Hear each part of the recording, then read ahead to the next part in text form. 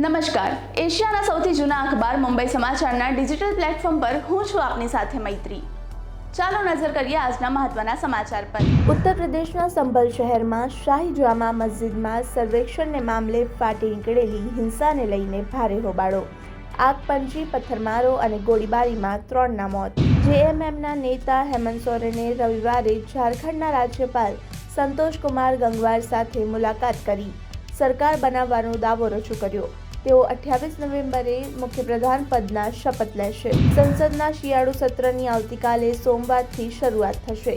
તે અગાઉ આજે સરકારે સર્વદળીય બેઠક બોલાવી છે। સંરક્ષણ મંત્રી રાજનાથસિંહ આ બેઠકની અધ્યક્ષતા કરી રહ્યા છે। અમદાવાદના નારોલમાં મહાલક્ષ્મી ફેબ્રિક મિલમાં આગ લાગી।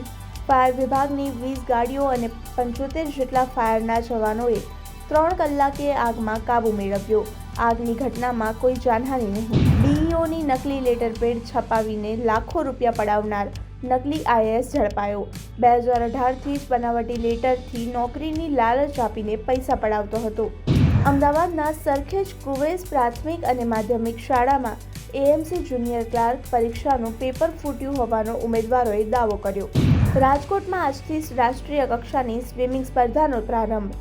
કોઠારિયા રોડ સ્નાનાગર ખાતે 45 યુનિટના 35 તરવૈયાઓ અલગ અલગ સ્વિમિંગ સ્પર્ધામાં ભાગ લેશે। અંડર 14, 17 અને 19 કેટેગરીની સ્વિમિંગ સ્પર્ધા યોજાશે। વિકેટકીપર અને બેટ્સમેન રિષભ પંત ટુર્નામેન્ટના ઇતિહાસનો સૌથી મોંઘો ખેલાડી બન્યો। પંતને લખનૌએ 27 કરોડ રૂપિયામાં ખરીદીને આઈપીએલનો સૌથી મોંઘો ખેલાડી બનાવ્યો। આવા જ ઇન્ફોર્મેટિવ વિડીયોઝ માટે આપ જોડાયેલા રહો મુંબઈ સમાચારના ડિજિટલ પ્લેટફોર્મ સાથે।